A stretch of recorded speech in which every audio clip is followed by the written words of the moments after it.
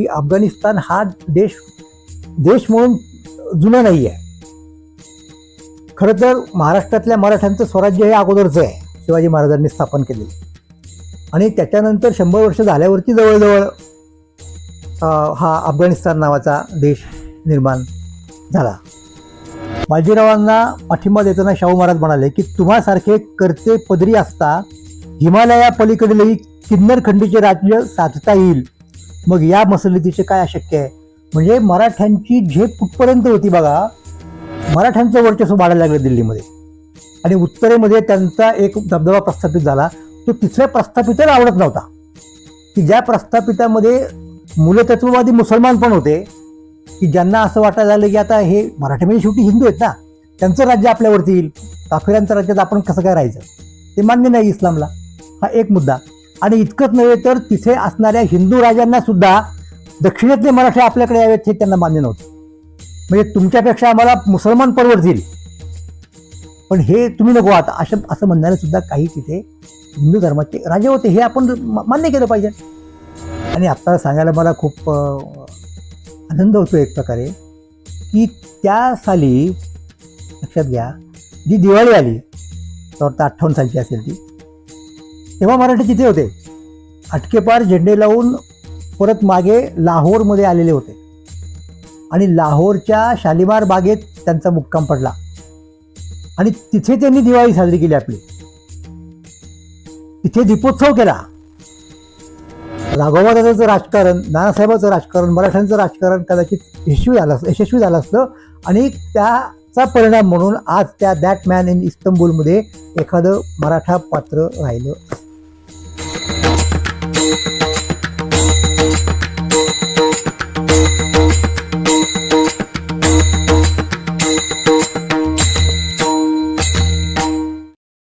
नमस्कार, मी सदानंद मोरे. महाराष्ट्र मंथनमध्ये सत्ता संवादाच्या कार्यक्रमात आपणा सर्वांचं मनापासून स्वागत करतो. आणि आजच्या या एपिसोडची सुरुवात आमच्या वारकरी पद्धतीच्या घोषाने करतो. पुंडलिक वरद हरी विठ्ठल श्री ज्ञानदेव तुकाराम. मी जेव्हा 88व्या मराठी साहित्य संमेलनाचा अध्यक्ष झालो आणि ते संमेलन पंजाबच्या घुमानमध्ये भरलं होतं, कारण नामदेवराय तिथे गेले होते. तिथे त्यांनी वास्तव्य केलं आणि संपूर्ण पंजाबवर नंतरच्या काळात शीख धर्मावर त्यांचा प्रभाव पडला. हिंदी संत परंपरा त्यांनीच प्रवर्तित केली. त्यामुळे तिथे संमेलन होणं अत्यंत उचित होतं. आणि मी त्यांच्याच वारकरी परंपरेतला असल्यामुळं माझ्या तिथल्या भाषणाची सुरुवात मी पुंडलिक वरदा या घोषानंच केलेली होती, वारकरी घोषानं. पण इथे मी तो आता का करतोय त्याचं कारण आहे. तिथे मी जे काही सांगितलं ते मराठी साहित्याची सुरुवात, मराठी साहित्यातली मुख्य किंवा मध्यवर्ती परंपरा ज्याला म्हणतो आपण, प्रवाह, वारकरी संप्रदाय होता. आणि मग वारकरी संप्रदायाचं साहित्य म्हणजे संत साहित्य आपण साधारणपणे त्याला म्हणतो, आणि एकूण मराठी साहित्य यांच्या संबंधानं मी तिथे अध्यक्षीय भाषणामध्ये विवेचन करायचं होतं मला, आणि ते मी केलं. आता एक गोष्ट लक्षात घ्या की या सगळ्या माझ्या तोपर्यंतच्या प्रवासामुळे म्हणा किंवा आणखीन कशामुळे मी साधारणपणे संत साहित्याचा अभ्यासक म्हणून ओळखला जातो. आणि ती ओळख निश्चितच मला महत्त्वाची वाटते. परंतु मी आज आपणाला जे काही सांगतो आहे किंवा इतरत्रही जे काही सांगतोय, उदाहरणार्थ वेगवेगळ्या वाहिन्यांच्यावरती सांगतो, किंवा साप्ताहिक सकाळमधनं माझी विश्वाचे अर्थ नावाचे लेख मला सुरू आहे, ज्याच्यात मी जगाचा इतिहास वेगळ्या पद्धतीने सांगायचा प्रयत्न करतो. याचं मुळात कारण असं आहे की मी त्या वारकरी परंपरेतनं आलेलो आहे. आणि वारकरी परंपरेतनं जो महाराष्ट्र धर्म निघाला त्याच्यामध्ये महाराष्ट्राचं हित, आपल्या एकूण भारत नावाच्या देशाचं हित आणि जगासंबंधीचा विचार करून त्याच्याही हितासंबंधी काही म्हणणं, बोलणं, विचार करणं हे सगळं अपेक्षित आहे. त्यामुळं माझ्या या जागतिक विवेचनाचा पाया सुद्धा माझी ही संत परंपरा आहे. आणि म्हणून इथे माझ्या शेजारी मी ज्ञानेश्वर महाराजांची जी मूर्ती ठेवलेली आहे त्याचं कारण हेच आहे. आणि जसं जसं मी पुढे जाईन, विशेषतः आत्ताच्या या विवेचनाच्या संदर्भामध्ये आर्टिफिशियल इंटेलिजन्स वगैरेच्या, तेव्हा तुमच्या लक्षात येईल की हे नेमकं कनेक्शन काय आहे. ते येईल तेव्हा येईल. पण आत्ता मी मुद्दाम असा घोष केला, त्याचं कारण असं आहे की आपल्या या यूट्यूब चॅनलला, महाराष्ट्र मंथनला 2 वर्ष पूर्ण झाली. 24 ऑक्टोबर 2023मध्ये या दिवशी आपण पहिला एपिसोड दाखवला आणि त्याच्यानंतर आपला प्रवास सलगपणे या ठिकाणी सुरू आहे. म्हणून मी तुम्हाला या पद्धतीने अभिवादन केलं आणि या पद्धतीने मी कुठल्या परंपरेतला आहे आणि मी जे काही करतोय त्याला अधिष्ठान कोणतं आहे ते कळावं म्हणून हा घोष केला. आता एक मुद्दा आत्ताचा असा आहे की आपल्या आत्ताच्या सगळ्या उपमालिकेचं म्हणूयात, मालिकेच्या अंतर्गत मालिका, आणि ही आपली फार जुनी परंपरा आहे. पंचतंत्र, हितोपदेश वगैरे याच्यात तुम्हाला दिसून येईल की गोष्टीच्या अंतर्गत गोष्ट सांगायची, गोष्टीच्या अंतर्गत परत गोष्ट येते आणि परत आपण वारकरी पद्धतीचा शब्द वापरायचा झाला तर मिळवणी ज्याला म्हणतो आपण, तिथे येतो. तर आत्ता आपण ट्रम्प कार्ड बघतोय. आपल्या एकूण याचं ट्रम्प कार्ड ज्या फ्रेममध्ये बसलेलं आहे तो सत्ता संवाद नावाचा फ्रेम आहे ती, आणि सत्ता संवाद आपण कशामध्ये बघतोय, परत महाराष्ट्र मंथनमध्ये बघतोय. हे जे काही अंतर्गत अंतर्गत अंतर्गत आणि परत तिथून बाहेर बाहेर येणं, हा जो प्रवास आहे आपला, तो महत्त्वाचा प्रवास आहे. आणि आता इथे ट्रम्प कार्डचा आणि महाराष्ट्र धर्माचा संबंध आज जास्त दृग्गोचर होणार आहे तुम्हाला. का? कारण आज जे काही घडतंय जागतिक पातळीवरती त्या राजकारणामध्ये, त्याची बरीचशी चालना, मी प्रेरणा म्हणणार नाही परंतु त्याला ती चालना दिली, जी पॅराडाईम शिफ्ट मी शब्द वापरला होता मध्ये, ती ट्रम्पच्या राजकारणामुळं शक्य झालं सगळं.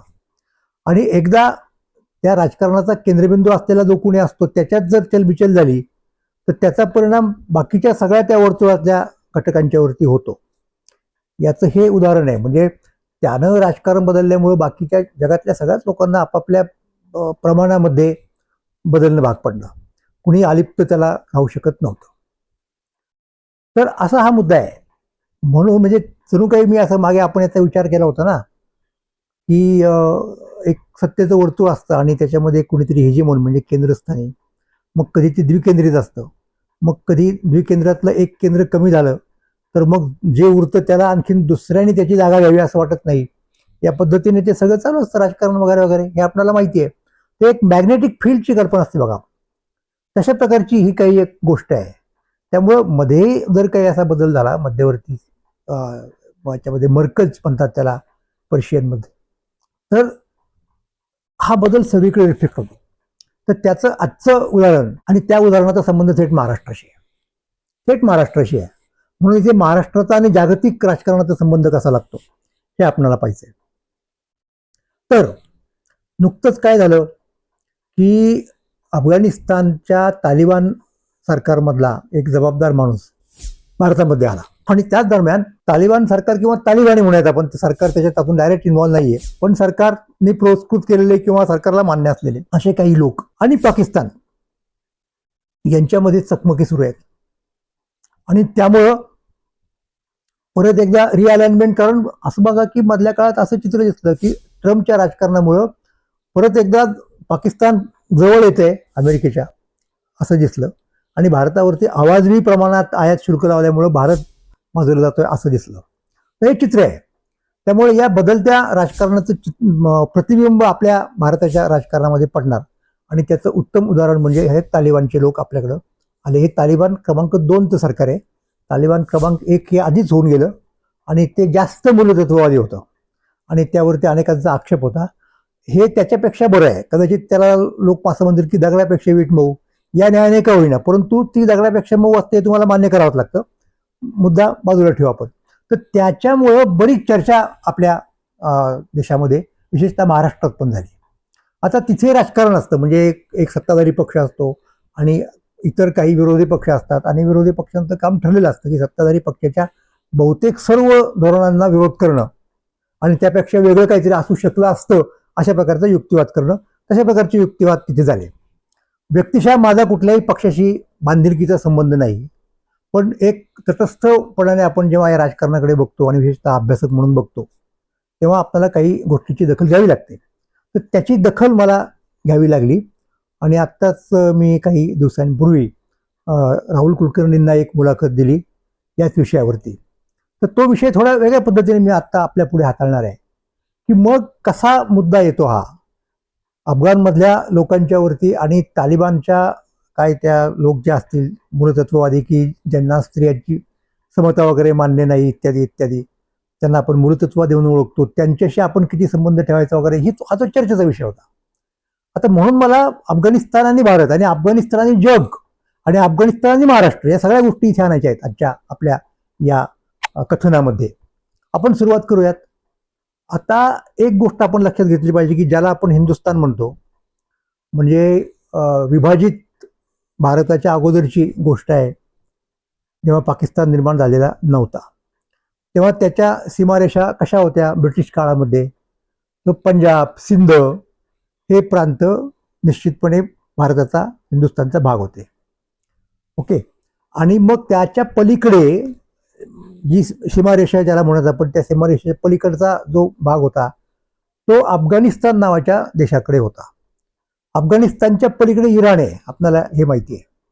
आणि आपल्याला हे सांगितलं पाहिजे तुम्हाला की अफगाणिस्तान हा देश म्हणून जुना नाही आहे.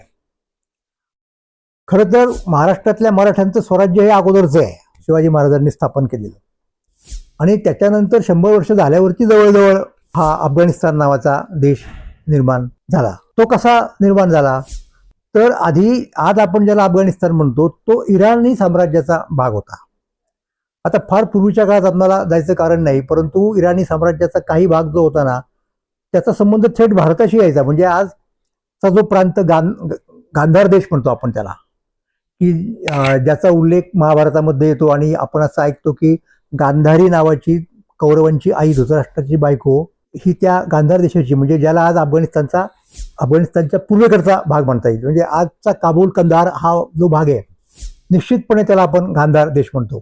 की ज्या देशामध्ये पूर्वीच्या काळी म्हणजे अफगाणिस्तानामध्ये बौद्ध धर्माचा प्रसार होता फार मोठ्या प्रमाणात. ती मूर्ती माहिती आहे आपल्याला, तालिबानी लोकांनी ती फोडलेली मूर्ती बुद्धाची, जगाच्या पाठीवरती सगळ्यात मोठी बुद्ध मूर्ती होती ती, वगैरे वगैरे या गोष्टी आपल्याला माहिती आहेत. तर तो इराणी साम्राज्याचा भाग होता. आणि आजचे अफगाणी जे लोक कुणी असतात ते त्या काळात इराणच्या सैन्याकडनं लढायचे. म्हणजे तो फार पूर्वीच्या काळात पर्शियन साम्राज्य त्याला म्हटलं जायचं की ज्याचं युद्ध थेट ग्रीकांशी व्हायचं, तो मोठा इराण. मग त्या इराणचं साम्राज्य पुढे चालत राहिलं, आपल्याला मधल्या काळाची आवश्यकता नाही हे घ्यायची. परंतु जेव्हा भारतामध्ये मोगलांचं राज्य आलं, स्थापन झालं, तेव्हा काबूल कंदार हा प्रांत मोगलांनी जिंकलेला होता, म्हणजे तो भारताचा होता आणि तो आपल्या आहे असं मोगल सम्राटांचं म्हणणं असायचं. आणि मधल्या काळात तो परत इराणने जिंकला त्यांच्याकडनं.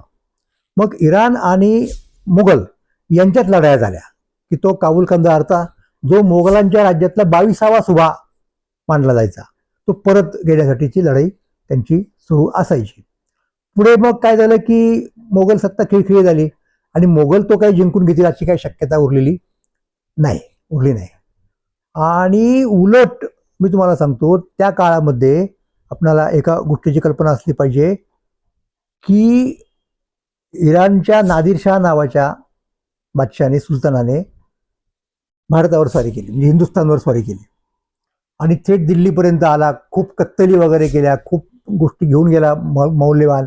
याच्यामधली एक महत्वाची वस्तू म्हणजे मयूर सिंहासन मोगल बादशांचा असायचं ते, आणि कोहिनूर हिरा, या दोन्ही गोष्टी त्यांनी पळवल्या. त्यातला कोहिनूर हिरा अद्यापही जिवंत आहे, म्हणजे शिल्लक आहे. तो इंग्लंडच्या लोकांच्याकडं, इंग्लंडच्या महाराणीच्या ताब्यामध्ये तो असतो. त्याची एक वेगळी कथा आहे, ती सुद्धा आपण कधीतरी पूर्ण सांगू, पण आत्ता एवढं पुरेसं आहे. मयूर सिंहासनाचं काय झालं माहीत नाही, ते नष्ट झालं कालप्रवास की काय देव जाणे. असो. तर जेव्हा त्यांनी आक्रमण केलं दिल्लीवरती, तेव्हा मराठे आधीच दिल्लीवर पर्यंत पोहोचले होते आणि दिल्लीच्या बादशाचा आणि मराठ्यांचा करार झाला होता. त्याला अहदनामा असं म्हटलं जातं. मग त्याच्याही पूर्वीपासूनचा तो मुद्दा होता की करार झाला असं किंवा नसं किंवा वेगळ्या प्रकारचा झाला असेल. अहदनामा ही 50 सालची 1750 नंतरची गोष्ट आहे. त्याच्या आधी सुद्धा हे ठरलं होतं की मराठ्यांनी त्या मोगलांच्या सल्तनतीचं रक्षण करायचं. आता जेव्हा नादिरशाह आला तेव्हा आपल्याकडे इथे शाहू महाराज साताराला राज्य करत होते, शिवाजी महाराजांचे नातू, संभाजी महाराजांचे चिरंजीव, आणि पुण्याला बाजीराव पेशवे होते. तर साहजिकपणे तिकडनं निरोप आला की नादिरशाहची स्वारी वगैरे आलेली आहे आणि तुम्ही आमचं रक्षण करायला या. त्याप्रमाणे बाजीराव निघाले सैन्य वगैरे घेऊन आणि तिकडे नादिरशाहचं काम झालं, नादिरशाह निघून गेला. पण जाताना त्यानं काय जर केलं असेल तर त्याच्या एक गोष्ट लक्षात आली की मराठी जर इथपर्यंत पोहोचले तर कदाचित आपल्याला ते मात देऊ शकतील, म्हणून त्यांनी तेवढी वाट नाही पाहिली. किंवा आपण हिंदुस्थानात आपलं राज्य पसरावं असंही त्याला वाटलं नाही, कारण ते निदान मराठ्यांच्यामुळे तेव्हा सुद्धा अशक्य होतं. पण त्यांनी त्याचं काम साधलं आणि तो गेला परत. पण जाताना त्यानं काय केलं माहितीये का, की पेशव्यांना पत्र लिहिलं आणि तिथे संबंध येतो महाराष्ट्राचा, मराठ्यांचा आणि एका व्यापक अशा प्रकारच्या राजकारणाचा, की ज्याच्यावरती आपण भर देत नाही की तो दिला पाहिजे असं मला वाटतं. म्हणजे असं की उत्तरेकडे गेले पाहिजे मराठ्यांनी. आता हे धोरण जे पहिल्यांदा स्पष्टपणे उच्चार झाला तो थोरल्या बाजीरावांच्या काळात बाजीराव पेशव्यांनी स्वतः केला तो उच्चार, आणि तो शाहू छत्रपतींच्या साताऱ्यामधल्या दरबारामध्ये केला. तर तिथे दोन पक्ष होते. मी तुम्हाला जरा तपशिलाने सांगतोय, कदाचित याच्यासाठी 2 एपिसोड लागतील आपल्याला, काही हरकत नाही, तर होऊ देते. काय मुद्दा होता की मोगलांचाच एक दुसरा प्रतिनिधी म्हणता येईल असा निजाम हा दक्षिणेमध्ये होता, आणि निजाम सांगायचा की मीच खरा मोगलांचा प्रतिनिधी आणि मीच खरा रक्षक आहे, मराठी नाही. जरी मराठ्यांना मोगलांनी अधिकार दिलेले होते. मग निजाम आणि मराठे यांच्यामध्ये ते युद्ध चालू असायचं अधूनमधून. बाजीरावालाही अनेक वेळा ते करावं लागलं. नंतरच्या काळात थेट शेवटची लढाई मराठाशाहीमधली, खरड्याची लढाई म्हणतो आपण तिला, ती सुद्धा निजाम आणि पेशवे यांच्यात झाली, निजाम आणि मराठ्यांच्या मध्ये झाली. तर काही लोकांचं मत असं होतं की आपण दक्षिणेकडे लक्ष दिलं पाहिजे, पूर्णपणे निजामाला संपवलं पाहिजे, आणि दक्षिण निर्धोक झाल्यानंतर आपण उत्तरेकडे जाऊ. हे म्हणणारे श्रीपतराव प्रतिनिधी, पंतप्रतिनिधी ज्यांना म्हटलं जातं साधारणपणे, औंधला ज्यांचं मुख्य ठाणं होतं ते, आणि ते शिवाजी महाराजांच्या दरबारात त्यांना प्रतिनिधी म्हणजे त्यांच्या वडिलांना आजोबांना प्रतिनिधीचं पद असायचं. तर हे धोरण बाजीराव पेशव्यांना मान्य नव्हतं, आणि बाजीराव पेशव्यांनी असं सांगितलं की नाही, असं करून चालणार नाही, आपण आधी उत्तरेत जाऊ आणि दिल्ली काबीज करू. आणि त्यांचं ते वाक्य बखरीमध्ये उद्धृत केलं जातं की मुळावरती घाव घातला म्हणजे फांद्या आपोआप पडतात. मुघल सत्ता कितीही दुर्बळ झाली असली किंवा होणार असेल आणखीन, तरी देखील तिला एक संपूर्ण भारतात किंवा जगात एक मान्यता आहे, एक सार्वभौम सत्ता म्हणून. त्यामुळे ती आपण ताब्यात ठेवली पाहिजे, आणि नंतरच्या काळात ह्या गोष्टी होऊ शकतात हे म्हणणं त्यांनी मांडलं, आणि दोघांमध्ये आर्ग्युमेंट झाला.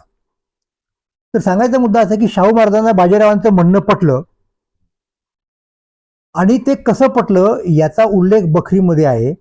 बखरीमध्ये असं म्हटलेलं आहे की बाजीरावांना पाठिंबा देताना शाहू महाराज म्हणाले की तुम्हासारखे करते पदरी असता हिमालया पलीकडीलही किन्नर खंडीचे राज्य साधता येईल, मग या मसलतीचे काय अशक्य आहे. म्हणजे मराठ्यांची झेप कुठपर्यंत होती बघा, इन प्रिन्सिपल हिमालयाच्या पलीकडे सुद्धा आपण जाऊ शकतो. हा मुद्दा समजून घेतला पाहिजे. हा काही केवळ अर्थवाद नाही, ही काही केवळ अतिशयोक्ती किंवा नुसती कल्पना साम्राज्य म्हणता येईल अशी गोष्ट नाही. तर तेवढा आत्मविश्वास मराठ्यांचा होता, कारण मराठ्यांनी मुघल सत्तेला झुकवलं होतं. औरंगजेबाचं जे राज्य होतं ते त्या काळातल्या जगामधली एक महासत्ता होती. मी तपशिलात जात नाही, याच्या अगोदर मला वाटतं काही गोष्टी एक्सप्लेन केल्या असतील पूर्वी. तर अशा मध्ये 27 वर्षे मराठ्यांनी औरंगजेबाला शह दिला, ती सत्ता खिळखिळी केली. आता मराठ्यांना राज्य विस्ताराचं स्वप्न पडत असेल तर त्याच्यात गैर काय. म्हणून शाहू महाराजांनी बाजीरावाला पाठिंबा दिला आणि सांगितलं की हिमालयाच्या पलीकडचं किन्नर खिंडीचं राज्य सुद्धा, म्हणजे तिथे किन्नर खिंड म्हटलं जायचं त्या काळामध्ये आपल्या मायथॉलॉजीच्या नुसार वगैरे वगैरे. तर मग त्याप्रमाणे ते ठरलं, आणि मग बाजीराव तिकडे गेले वगैरे वगैरे, आपल्याला कल्पना आहे. त्याच्यापूर्वी बाळाजी विश्वनाथना सुद्धा तिकडे जाण्याची संधी मिळाली होती, तेही गेले होते. आणि त्यांचं महत्वाचं कॉन्ट्रीब्युशन म्हणजे खुद्द शाहू महाराजांच्या मातोश्री राजमाता येसूबाई साहेब या मोगल दरबारामध्ये होत्या. औरंगजेबांनी शाहूराजांना आणि त्यांना आपल्या कैदेत ठेवलं होतं, तर त्यांना सोडून आणण्यात मध्ये बाळाजी विश्वनाथ म्हणजे यांच्या वडिलांचा, बाजीरावांच्या वडिलांचा वाटा होता. असो, हा वेगळा मुद्दा आहे. तर मग बाजीरावांनी त्याप्रमाणे मोहिमा वगैरे सुरू केल्या, आणि हळूहळू मराठ्यांचा उत्तरेमध्ये विस्तार झाला. मग ती नादिरशाहची स्वारी आली, मी तुम्हाला सांगितलं, आणि तो नादिरशाह मराठ्यांना न भिडता परत गेला. दिल्ली दरबारावर तर मराठ्यांचं वर्चस्व कायम झालं, पण दरम्यानच्या काळात बाजीरावाचा मृत्यू झाला. इथपर्यंत आपण पाहिलेलं आहे. आता हा नादिरशाह परत जातो, कुठे जातो परत, त्याच्या मायदेशी म्हणजे इराणमध्ये. आणि त्याच्या सैन्यात बंडाळी होते आणि त्या बंडाळीमध्ये होतं असे की त्याचा खून होतो आणि त्या सगळ्या अराजकाचा फायदा घेऊन अफगाण लोकांचा नेता असणारा एक शूर माणूस पुढे येतो ज्याचं नाव अहमद शाह अब्दाली आणि तो स्वतंत्र राज्य आपलं स्थापन करतो अफगाणिस्तान त्याचं नाव. तिथून अफगाणिस्तानचा इतिहास सुरू होतो. त्याच्यापूर्वी अफगाणिस्तान जगाच्या नकाशावरती नाही. तर त्यामुळं अब्दालीने एवढं मराठ्यांची शत्रुत्व करून मराठ्यांचा एवढा नाश करून शेजवलकरांसारख्या इतिहासकाराला राहवलं नाही की जसे शिवाजी महाराज मराठ्यांच्या राज्याचे प्रवर्तक आहेत, संस्थापक आहेत, नवीन राज्य निर्माण केलं, तसा अफगाण राज्याचा तो आहे. हे पॅरल त्यांनी दाखवून दिलं होतं. चला तो पण आपण मुद्दा बाजूला ठेवू. तर तो अब्दाली होता, तो तिथे त्यांनी आपलं वेगळं राज्य स्थापन केलं आणि त्याच्याकडनं तो मयूर सिंहासनाचं माहीत नाही पण कोहिनूर हिरा मात्र त्याच्याकडे आला, तो त्यांनी दाबला आणि पुढे तो त्याच्या वंशजांच्या पर्यंत, ज्याचं नाव शाह सुजा, हा एक अफगाण त्याचा काय नातूपंत वगैरे जो कोणी असेल तो असेल, त्याच्यापर्यंत तो आला. मग तिथून तो रणजित सिंगांच्याकडे गेला आणि रणजित सिंगांच्याकडनं तो थेट, म्हणजे रणजित सिंगांनी नव्हे, त्यांचा मुलगा दुलीप सिंग, त्याच्याकडनं तो थेट इंग्लंडला वगैरे वगैरे गेला. तो वेगळा इतिहास आहे पुढचा. तिथे मला तुम्हाला काय सांगायचं आहे की अब्दाली पराक्रमी होता आणि राज्य विस्ताराची त्याला आकांक्षा होती वगैरे वगैरे वगैरे, आणि तो नादिरशाहच्या स्वारीत येऊन गेला होता भारतात. त्यांनी पाहिलं होतं भारत किती वैभव संपन्न आहे, किती संपत्ती आहे दिल्लीमध्ये. आणि दुसरा एक मुद्दा होता की मराठ्यांचं वर्चस्व वाढायला लागलं दिल्लीमध्ये आणि उत्तरेमध्ये त्यांचा एक दबदबा प्रस्थापित झाला. तो तिथल्या प्रस्थापिताला आवडत नव्हता की ज्या प्रस्थापितामध्ये मूलतत्ववादी मुसलमान पण होते, की ज्यांना असं वाटायला लागलं की आता हे मराठी म्हणजे शेवटी हिंदू आहेत ना, त्यांचं राज्य आपल्यावरती येईल, काफिरांच्या राज्यात आपण कसं काय राहायचं, ते मान्य नाही इस्लामला. हा एक मुद्दा. आणि इतकंच नव्हे तर तिथे असणाऱ्या हिंदू राजांना सुद्धा दक्षिणेतले मराठी आपल्याकडे यावेत हे त्यांना मान्य नव्हतं. म्हणजे तुमच्यापेक्षा आम्हाला मुसलमान परवडतील पण हे तुम्ही नको आता, असं म्हणणारे सुद्धा काही तिथे हिंदू धर्माचे राजे होते. हे आपण मान्य केलं पाहिजे. आणि त्याचं कारण एवढं तुम्हाला सांगतो, मराठे जेव्हा तिकडे गेले उत्तरेत आणि अब्दालीची स्वारी आली तेव्हा अनेक नाही बहुतेक उत्तरेतले हिंदू राजे तटस्थ राहिले. ही एक शोकांतिका आहे आपल्या देशाची. कदाचित या उद्देशाने की न जाणून अब्दालीचा विजय झाला तर आपल्याला कशाला त्रास त्याचा, तो आपल्यालाही शत्रू ठेवील आणि झाला पराभव मराठ्यांचा तर तिथे जातील दक्षिणेत. बरंच झालं, एक प्रकारे बॅच गेली आणि मग आपलं राज्य होईल. किंवा अब्दालीचे आपण हे मांडली को अब्दाली तिकडे लांब असेल, वॉट एव्हर त्यांचं जी काही विचारसरणी असेल ती असो, आपण ती आत्ता विसरून जाऊयात. आणि आत्ता एवढं म्हणूयात आपण की अब्दालीनी भारत पाहिला होता, दिल्ली पाहिली होती आणि शिवाय आता हे लोक त्याला बोलवायला लागले, या तुम्ही आणि आमची मराठ्यांपासून मुक्तता करा. विशेषतः त्यावेळेचे शाहवली उल्ला नावाचा एक त्यांचा नेता होता, धार्मिक नेता होता, त्याने त्याच्यामध्ये पुढाकार घेतला. नजीब खान रोहिला हा मुळात पठाणांच्या पैकीच वंशाचा होता. आंतरविजित दुआबाद म्हणजे गंगा यमुनेच्या मध्ये त्याचं वर्चस्व असायचं आणि त्याला असं वाटतं की दिल्लीचा बादशाह आपल्या ताब्यात राहायला पाहिजे. म्हणजे तिथे रोहिले अफगाणी आणि मराठा यांच्यामध्ये जे होतं भांडण ते कशाचं की दिल्लीची सल्तनत कुणी ताब्यात ठेवायची, हा झाला मुद्दा. असो, तर आता अब्दाली आला. दरम्यानच्या काळामध्ये मराठ्यांचा करार झाला होता, अहदनामा झाला होता. नानासाहेब पेशवे तेव्हा होते, शिंदे होळकर मध्यस्थीला होते की दिल्लीवरती काही आक्रमण आलं तर मराठ्यांनी त्याचा प्रतिकार करायचा. त्या मोबदल्यात दिल्लीचे मुघल राज्यातल्या सगळ्या सुभ्यांमधला वसूल चौथाई वगैरे घेऊन मराठ्यांनी घ्यायचा, त्याचं रक्षण पण करायचं, तिथल्या कायदा आणि व्यवस्थेचा सुद्धा भाग त्यांनी पाहायचा. असो असो असो आता तो जेव्हा तिथे आला तेव्हा मराठ्यांचं सैन्य काही तिथं नव्हतं ना. ती एक मराठ्यांच्या राजकारणामधली थोडी त्रुटी म्हणावी लागेल. आज आपण जेव्हा बघतो मागे वळून, कायमस्वरूपी एक खडं सैन्य त्यांनी तिथे ठेवायला पाहिजे. पण एनिवे ते झालं. आता तिथे अब्दाली येतो, अब्दाली लूट करतो, कोणामध्येही ती हिंमत नाही त्याला रोखण्याची. मुघलांच्या थेट सैन्यामध्ये बादशाहच्या तर नाहीच नाही, पण आसपास जे राजपूत असतील आणखी जे कुणी असतील त्यांनाही ते करता येत नाही. आणि तो तिथे येतो आणि तिथे मग जिंकतो दिल्ली, आपलं सैन्य ठेवतो आणि परत त्याच्या मागेशी राहतो. आता हे मराठ्यांच्याकडं ती बातम्या आल्यानंतर साहजिकपणे करारानुसार मराठ्यांना तिकडं जाणं भाग पडलं. आणि त्याप्रमाणे आपल्याला कल्पना आहे की राघोबादादा पेशवे 1757-58ची गोष्ट आहे, तिकडे गेले. पहिल्यांदा दिल्लीमध्ये जे कुणी अफगाणाचे लोक असतील त्यांना त्यांचा पराभव केला. त्यांचा पाठलाग करत करत थेट, आणि पंजाब त्यांनी जिंकला होता, पंजाबवर त्यांचा थेट अंमल होता, तिथल्या शिखांनी मदत केली मराठ्यांना. आणि मग तिथून आला सिंग जाट हे त्याचं नाव होतं. आणि मग तिथून त्यांनी अब्दालीच्या सैन्याला, त्याच्या अब्दालीचा मुलगा सुद्धा होता, रेटत रेटत थेट थेट थेट आपल्याकडे जे आपण म्हणतो ना अटके पार झेंडे लावले, ते अटके पार लाहोरला गेले. लाहोर हा एक महत्वाचा सुभाव होता जिथे, म्हणजे मराठ्यांची राजधानीच होती समजा त्या सगळ्या पंजाबच्या त्याची. आणि त्यांना अटक नदी पार करून पेशावरपर्यंत हाकलून दिलं. झेंडा लावायचं काम मानाजी पायगुडे नावाच्या मर्द मराठ्यांनी केलं तिथे.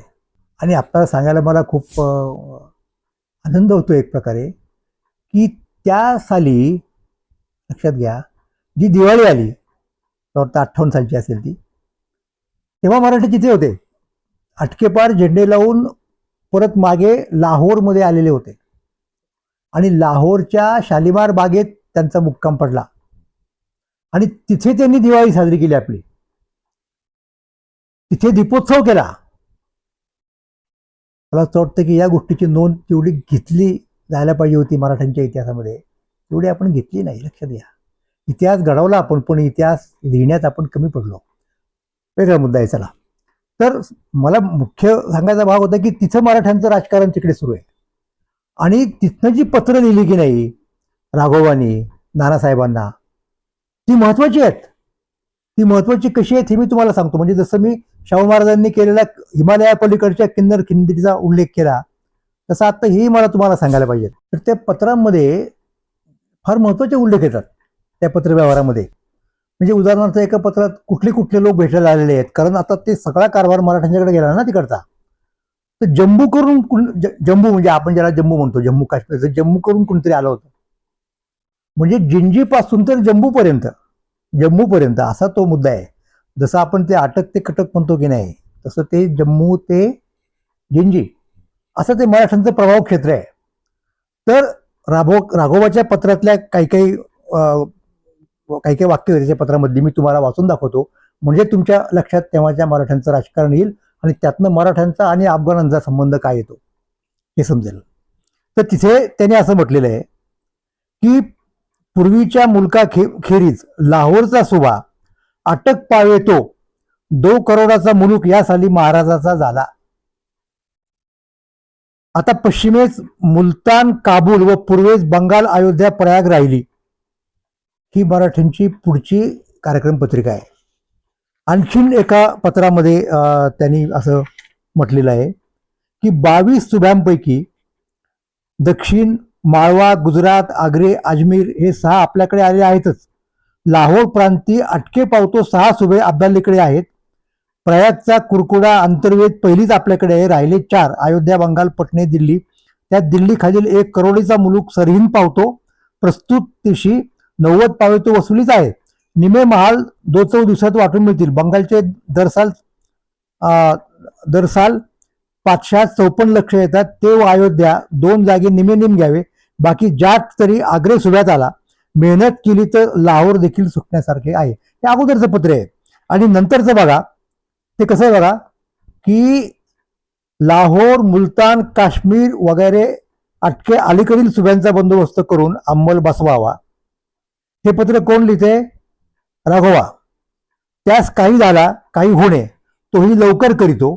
तैमूर सुलतान म्हणजे अब्दालीचा मुलगा व जहान खान यांचा पाठलाग करून फौज लुटून घेतली. थोडीशी झडत पडत अटके पार पिशावरास ते पोहोचले. म्हणजे पेशावरपर्यंत त्यांच्या मागे हे लोक गेलेले होते, नुसते अटके पार नाही, पेशावरपर्यंत. आणि त्यातला एक आणखीन मुद्दा की इकडून जोरा पोहोचून, आता पुढचं राजकारण बघा कसं आहे. इकडून जोरा पोहोचून सरकारचा अंमल अटकेपार करावा. त्याचा पुतण्या, म्हणजे कोणाचा पुतण्या, आता हे अब्दालीचा पुतण्या आलेला आहे. तिथेही भानगडी चालूच होते ना, सगळ्या सत्ताधीशांमध्ये ते असतात, घरातच प्रतिस्पर्धी असतो. तर जसा औरंगजेबाचा मुलगा अकबर हा संभाजी यांच्याकडे आला होता ना, तसं त्याचा पुतण्या व दौलतेचा वारस स्वामीपाशी देशास आला. तो स्वामीने आभाकडे पाठवित होता. त्यास अटके अलीकडे थोडीशी जागा बसावयास देऊन अटके पार काबूल पिशावरचा सुभा देऊ. इथपर्यंत आपलं राजकारण करायचंय. आणि पुढे आणखी एका पत्रात तर त्यांनी असं म्हटलेलं आहे की त्याच्यामध्ये थेट इस्तंबूल ज्याला म्हणतो आपण, कॉन्स्टंटिनोपाल, त्याचा सुद्धा उल्लेख आहे. रुमशामपर्यंत आपल्याला गेलं पाहिजे, म्हणजे आपलं जे प्रभाव क्षेत्र आहे ज्याला आपण हेजेमनी म्हणतो. आपला प्रत्यक्षच अंमल असला पाहिजे असं नाही, एक वर्चस्वाचं वर्तुळ असलं पाहिजे आणि ते तिथपर्यंत त्याचा विस्तार असला पाहिजे. That man is Istanbul. That man in Istanbul नावाचा सिनेमा आपण पाहिला असेल, क्लायंट इस्टवूडचा, फार जुन्या काळातला येतो माझ्या आठवणीप्रमाणे. हो, तर तेच ते इस्तंबूल, तुर्कस्तानची राजधानी, ज्या तुर्कस्ताननी पहिलं महायुद्ध, दुसरं महायुद्ध लढलं. आणि खरं तर त्याच्याही पूर्वी या इस्तंबूल शहरासाठी, कॉन्स्टंटिनोपलसाठी युरोप आणि तुर्कस्तान म्हणजे इकडची ख्रिस्ती राष्ट्र आणि हे मुस्लिम राष्ट्र यांच्यामध्ये किती प्रमाणामध्ये संहार, नरसंहार, युद्ध झाली होती हे आपण जाणतो. तर कदाचित आता हा मुद्दा आहे, याला काउंटर फॅक्च्युअल हिस्ट्री असं म्हणतात, की एखादी महत्वाची गोष्ट अशी न घडता तशी घडली असती तर काय होऊ शकलं असतं, हा जो विचार आहे त्याला आपण काउंटर फॅक्च्युअल हिस्ट्री म्हणतो. आणि तशा प्रकारचा इतिहास लेखन युरोपमध्ये, पश्चिमेमध्ये होत असतं. तर मी त्याला अनुसरून असं म्हणेन की समजा शेजवळकर किंवा अन्य कुणी आणखी वगैरे वगैरे लोक म्हणतात की त्या लढाईमध्ये अफगाणिस्तानच्याकडनं आपला पराभव झाला नसता मराठ्यांचा, तर राघोबादाचं राजकारण, नानासाहेबांचं राजकारण, मराठ्यांचं राजकारण कदाचित यशस्वी झालं असतं. आणि त्याचा परिणाम म्हणून आज त्या दॅट मॅन इन इस्तंबूलमध्ये एखादं मराठा पात्र राहिलं असतं. पण तसं काही झालं नाही. पण आत्ता होतंय काय, आत्ता ट्रम्पमुळे सगळं राजकारण विस्कळीत झालं. सगळा पट, सगळ्या त्या मॅग्नेटिक फील्डमधल्या गोष्टी अस्ताव्यस्त झालेल्या आहेत, विखुरल्या गेल्या आहेत. आता हा नवीन पट सगळा आपण मांडण्याचा प्रयत्न करतोय आणि त्या पटामध्ये परत एकदा अफगाणिस्तान आणि भारत, आणि अर्थात त्या भारताचा एक महत्वाचा घटक म्हणजे महाराष्ट्र यांच्यातला संबंध जुळून येतोय. तेव्हा याच्याकडे आपण इतर लोकांच्या प्रमाणे नाही पाहू शकत. महाराष्ट्रातले लोक, आपला थेट संबंध आहे त्या अफगाण लोकांशी, आपण इतिहास घडवलेला आहे. त्यामुळं आपल्याला ते समजून घेणं आणि समजावून सांगणं हे भाग आहे, हे आपलं कर्तव्य आहे. आणि तेच नेमकं आपण या एपिसोडमध्ये केलं आणि पुढच्या एपिसोडमध्ये सुद्धा करणार आहोत. धन्यवाद. अफगाणिस्तानच्या तालिबान सरकारचे परराष्ट्र मंत्री मुत्ताकी भारतात येऊन गेले, त्याबद्दल अनेकांच्या भुवया उंचावल्या की तालिबानने कसं केलं होतं भारताशी, त्याची वर्तणूक कशी होती वगैरे वगैरे काही दिवसांपूर्वी. त्यांना हे माहीत नाही की मराठ्यांचं जेवढं नुकसान पूर्वीच्या काळातल्या अफगाणच्या लोकांनी केलं तेवढं जगाच्या पाठीवरती कुणीच कदाचित कोणाचं केलं नसेल. तो इतिहास, तो हिशोब आपल्याकडे आहे. पण तरीसुद्धा राजकीय अपरिहार्यता म्हणून नंतरच्या काळात मराठ्यांनी अफगाण लोकांशी तडजोड स्वीकारली, किंबहुना अफगाणांनीच ऑफर दिली ना त्यांना, लक्षात घ्या. आणि त्याप्रमाणे घडलं पुढचा इतिहास, हे मी तुम्हाला सांगणार आहे. आता मला एक सांगा की खरोखर हे का घडतंय, त्याचं कारण काही लोकांच्या धर्मसमजुतीमध्ये आहे का? मग त्या धर्मसमजुती दुरुस्त करण्यासाठी जे लोक पुढे येत होते अंतर्गत इस्लामच्या, हमीद दलवाई सारखे, त्यांना तुम्ही दिला का पाठिंबा मनापासून? प्रोत्साहन दिलं का? त्यांना दिली का पद्मश्री, पद्मभूषण? नाही दिली ना. मग कशाला असे मुद्दे आता उपस्थित करता?